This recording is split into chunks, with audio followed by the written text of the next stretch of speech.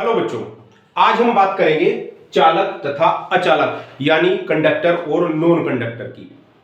चालक वे पदार्थ होते हैं जिनमें विद्युत का प्रवाह आसानी से हो जाता है और अचालक वे पदार्थ होते हैं जिनमें विद्युत का प्रवाह आसानी से नहीं होता या विद्युत का प्रवाह नहीं होता।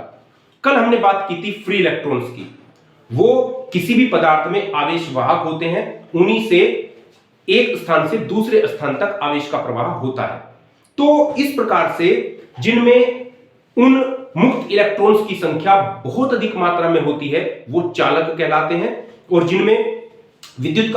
जिनमें वो मुक्त इलेक्ट्रॉन्स नहीं होते या बहुत कम मात्रा में होते हैं वो अचालक कहलाते हैं।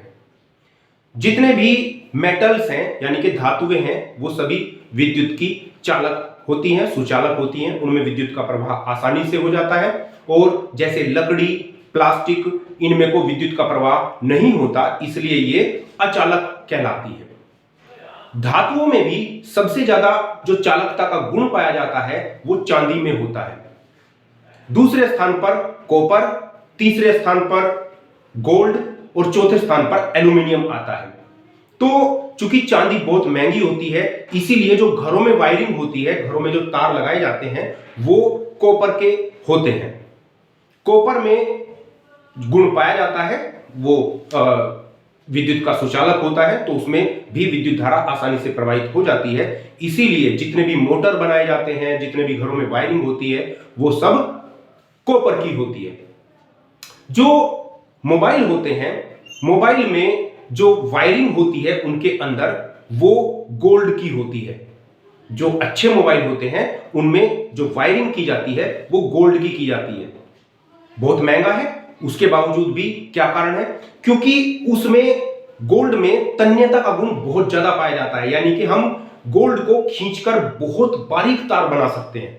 तन्यता का गुण सबसे ज्यादा गोल्ड में होता है, बहुत बारीक तार हम उससे बना सकते हैं। इसीलिए जो मोबाइल है उसके अंदर हम गोल्ड के वायर लगाते हैं।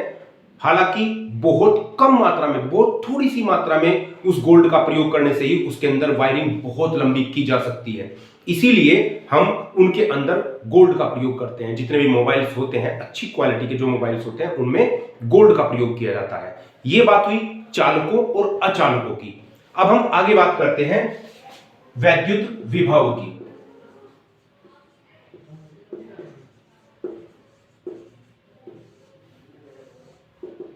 वैद्युत विभव यानी कि इलेक्ट्रिक पोटेंशियल।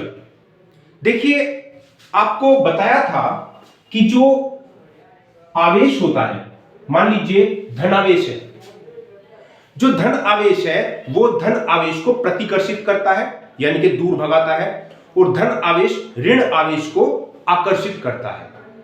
ये एक लिमिट तक होता है, यानी कि ये कुछ दूरी तक ही दूसरे आवेश को आकर्षित या प्रतिकर्षित करता है। ये जितने क्षेत्र तक किसी दूसरे आवेश को आकर्षित या प्रतिकर्षित करता है उसको हम वैद्युत क्षेत्र कहलाते हैं। वैद्युत क्षेत्र। तो इसका मतलब यह हुआ, यदि हम इस क्षेत्र के भीतर किसी दूसरे आवेश को लाएं, या हम कहें किसी दूसरे धन आवेश को ही लाएं, तो यह उसको प्रतिकर्षित करेगा। तो यानी कि उसको धन आवेश को इसके भीतर किसी बिंदु तक लाने में हमें कुछ कार्य करना पड़ेगा उस बल के विरुद्ध। ये उस पर प्रतिकर्षित करेगा, इसको उसको पर प्रतिकर्षण बल लगाएगा। उस प्रतिकर्षण बल के विरुद्ध हमें कुछ कार्य करना पड़ेगा, तब ले जाकर के हम इस धनावेश को यहां लेकर के आ सकते हैं इसके वैद्युत क्षेत्र के भीतर। तो यदि हम इस बिंदु पर, जहां हम इसको लेके आए हैं, इस बिंदु पर यदि हमें वैद्युत विभव ज्ञात करना है तो वो होगा कि यदि हम इसको यहां तक लेकर के आए हैं तो यहां तक लाने में किया गया कार्य और इस आवेश जो इसकी मात्रा, यदि ये Q आवेश है, इसका अनुपात, ये कहलाता है इस बिंदु पर विभव। यानी कि किसी आवेश को अनंत से वैद्युत क्षेत्र के भीतर किसी बिंदु तक लाने में किया गया कार्य और उस आवेश के अनुपात को, या हम ये भी कह सकते हैं कि एकांक आवेश को अनंत से किसी बिंदु तक लाने में किया गया कार्य, एकांक आवेश यानी कि यदि हम Q आवेश ला रहे हैं उसके लिए किया गया कार्य W, तो एकांक आवेश को लाने में किया गया कार्य W बटे Q। तो ये दोनों बातें एक ही हैं। तो इस प्रकार से हम कह सकते हैं कि एकांक आवेश को अनंत से वैद्युत क्षेत्र के भीतर किसी बिंदु तक लाने में किया गया कार्य कहलाता है इस बिंदु पर विभव। तो ये सूत्र बनता है V बराबर W बटे Q।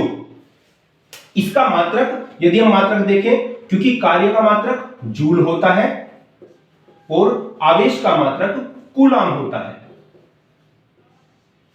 तो इस प्रकार से विभव का जो मात्रक होता है वो होता है जूल प्रति कूलाम। इसे हम वोल्ट कहते हैं। तो वोल्ट जो होता है, वोल्ट बराबर होता है जूल बटे कूलाम।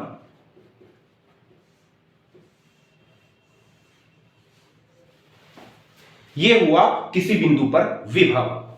अब हम बात करें विभवांतर की।